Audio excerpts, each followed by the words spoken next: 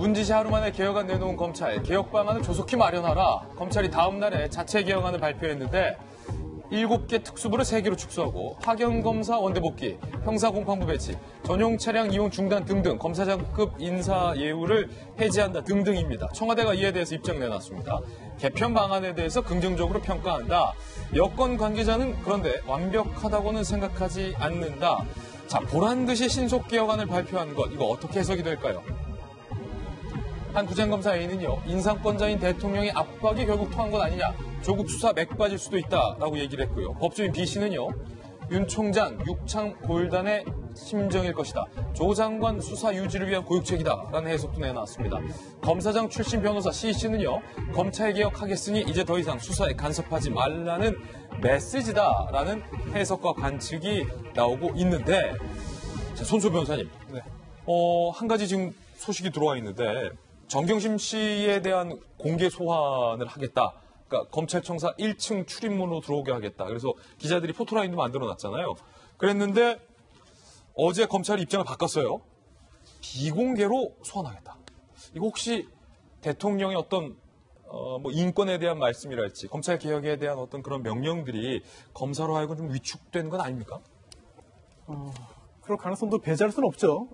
다만 그동안 저희 법조계 내에서도 굉장히 여러 가지 의문을 갖고 있는 것 중에 하나가 누구는 공개적으로 부르고 누구는 조용히 조사하고 누구는 조용히 기준을 모르겠어요. 그러니까요. 네, 기준이 존재하지만 사실상 기준이 아니다.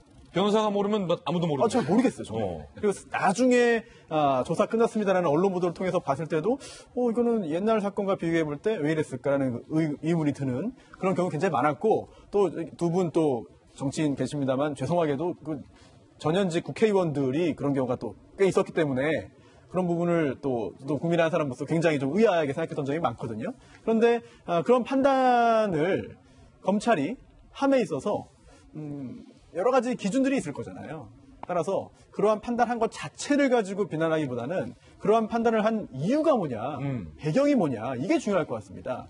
즉 공개적으로 부르는 것이 온당치 않다, 옳지 않다, 오히려 수사에 지장이 될 수 있다라는 판단에서 이러한 약간의 그런 좀 변경이 있었다면 그 부분은 충분히 받아들일 만한 거고, 또 일부의 우려 또는 지적대로 혹시라도 검찰이 뭔가 청와대에게 굴복한 것이라면 그 부분은 오히려 좀 문제가 될 수 있거든요. 다만 검찰 입장에서는 최종적으로 본인들의 수사 성과를 내는 게 목적일 거예요. 그렇죠. 따라서 그 과정에서 여러 가지 잡음을 내는 게 오히려 최종적인 그런 결과에는 좋지 않을 수 있다는 그런 전략적인 판단을 했을 수도 있는 것이고요. 결국 수사는 검찰이 다 마무리한 다음에 공소장 내용을 보아야, 지금 뭐 기소를 하지 않을 가능성은 상당히 낮아 보이니까 공소장이 결국은 국회를 통해서 공개될 텐데 그 내용을 보아야 검찰의 성과를 판단할 수 있지 않을까, 이런 생각이 듭니다. 예. 자, CG 주세요.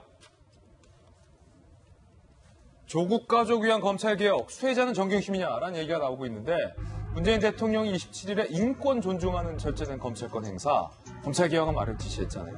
1층 출입문 통해서 들어올 것이라고 했다가 어제 건강 상태 등을 고려해서 비공개로 지금 검토가 됐다는 거예요. 법조계에서는 문 대통령이 인권을 강조하며 압박하자 검찰이 눈치를 본 것이다라는 관측과 여권 공격에 빌미를 주지 않기 위한 선제적 대응이다, 지금 두 가지 관측이 나오고 있는데, 요 어떤 것이 맞는지를 판단하기 위해서 오늘 여러 조간 신문에서 아까 손소 변호사가 얘기했었던 그 형평성 논란에 대해서 사례들이 소개되고 있습니다. 포토라인과 관련돼서 작년 말 이재수 전 기무사령관이 포승줄 묶인 장면이 노출됐죠. 극단적 선택했고, 2017년 최순실의 딸 정유라가 수차례 공개적으로 소환이 됐고, 그런데 같은 입시 비리 의혹을 받고 있는 조 장관의 자녀들에 대해서는 비공개 소환을 하고 있고, 결국은 정경심 씨까지 비공개로 소환을 한다는 것은 이번 검찰개혁이 혹시 허나 소장님, 조국 장관을 위한 배려, 조국 장관을 위한 검찰개혁이 아니냐라는 오해로 이어질 수 있을 것 같아요. 특혜. 그러니까 그런 게 아니었으면 좋겠다라는 생각을 먼저 합니다. 그래서 어저께 제가 윤석열 총장 얘기하면서 문재인 대통령에 대한 사랑에 대해서 이야기를 했습니다. 그만큼 신뢰하고 있고 믿고 있고 아직도 그에 대한 사랑은 변치 않는 것 같다. 그래서 저도 좀 개인적으로 서운한 게 있었다라는 발언을 했었는데요. 바로 이런 점 때문입니다. 윤석열 총장의 지금의 행보들은 정말 저희가 응원하고 잘하고 있다고 생각합니다. 다만 누구는 되고 누구는 안 되고에 대한 부분들에 대한 것 사실 약간의 의문은 있습니다.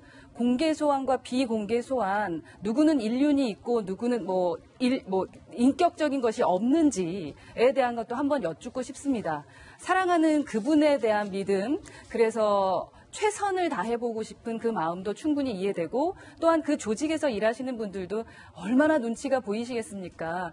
앞으로 내 밥줄이 어떻게 될지 모르기 때문에 어떻게 해야 될지 모르겠다라는 거 저희 국민들이 다 이해합니다. 하지만 지금까지 보여줬던 소신대로 저희가 오해하지 않게 힘 있는 자든 힘 없는 자든 지금 권력을 가졌든 예전에 권력을 가졌든 누구나 똑같이 대우받는 그런 법이었으면 좋겠습니다. 예, 그런가 하면 이 포털 사이트에서 조국 장관의 딸과 관련된 검색어, 연관 검색어가 사라졌다라는 얘기도 오늘 나오고 있는데요. 어떤 얘기인지 함께 보시죠. 자, 조모 씨, 조국 장관의 딸이 요청을 했다는 거예요. 포털 사이트에.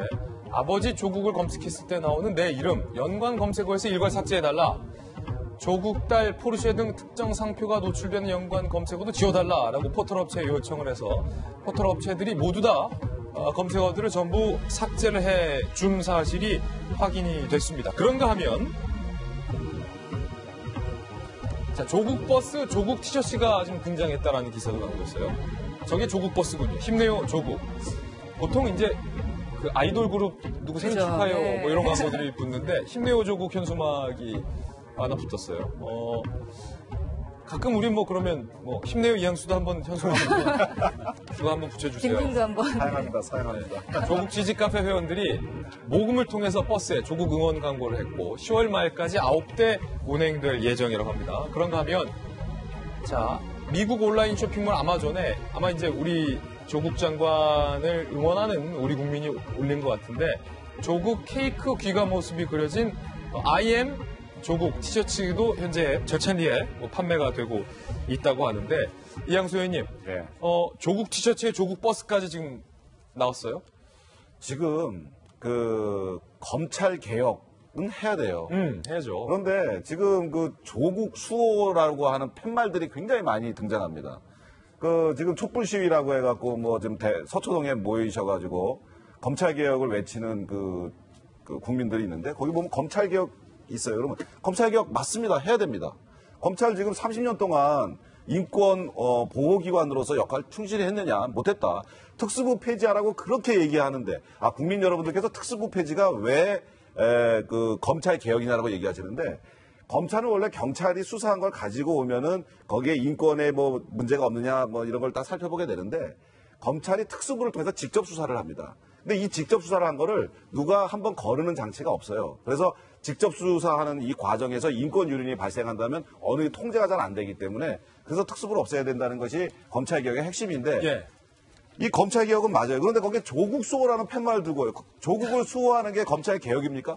전혀 다른 두 얘기를 같이 지금 하고 있어요. 그래서 저는 조국 장관의 잘못에 대해서 사퇴를 시키려고 하는 그런 국민적 여론에 반대해서 거기에 저항하기 위해서 이 조국 사퇴에 저항해서 검찰 개혁을 지금으로 만든 것 같아요. 그래서 이제 프레임을 바꿔가지고 조국을 한번 살려보겠다, 조국을 수호하겠다 이렇게 생각하는 것 같은데 이분이 나중에 이거 사모펀드라든가 이런 걸로 해갖고 범법자로서 이렇게 막 나온다 그러면은 조국 수호 외쳤던 사람들 거기에 동원되고 이용당했던 사람들의 상처는 누가 치유해 줄 겁니까? 그래서 저는 지금 그 국민들이 그리고 조국 수호 팻말을 들고 있는 분들이 좀 면밀하게 이 사건을 처음부터 한번 자세히 언론 보도라든지 이런 걸 살펴보시고 좀 검찰 개혁에는 모두가 동일한 마음으로 팻말을 들고 그리고 조국 수호라는 팻말은 잠시 접어두시고 그리고 우리 조국 지키기 해갖고 버스 만들고 티 만드시는 것도 잠시 접어두시고 예. 수사 결과를 보시고 그리고 판단해 주셨으면 합니다. 예.